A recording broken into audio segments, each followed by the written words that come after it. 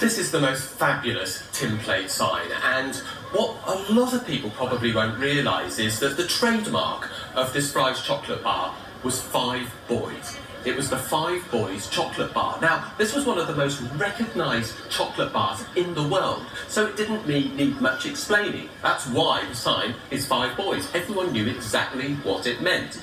Now, this is a remarkably fine example, and I want to know where you got it from and why it's in such good condition. It belongs to a friend. She can't be here today. Her mother-in-law in 1939 bought a newsagent shop in Ballynahinch, which is not too far away here.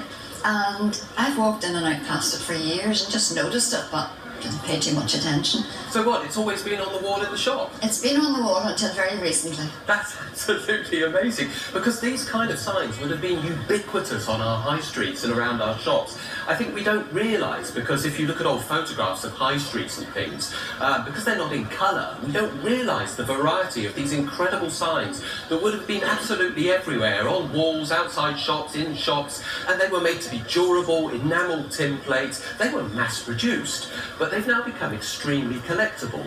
And what I love about this is that it's local for a start, and that's obviously why it survived quite well. It was inside, I take it, was it? It was in the entrance hall. Ah, that's why it survived quite well. And it's just got one small dint here, and even the holes, the fixing holes, are hardly eroded at all, so it's in remarkably good condition. But what I love about this sign is the backstory. This young chap is called Lindsay Poulton. He was tracked down in the 1960s in America, and he was asked to recount his memories of these photographs that were taken in order to produce this sign.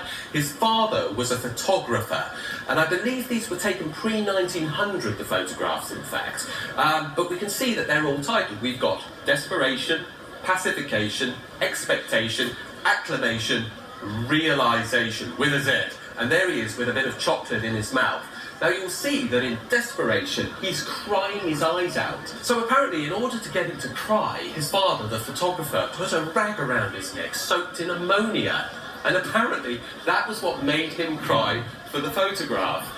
An incredible thing to do, and of course you wouldn't be able to get away with doing things like that now, but it's all part of the history and the myth of this particular sign, and collectors absolutely adore that. And I think if you had to go out and buy this, it would cost you £1,000 to £1,500. Oh my goodness.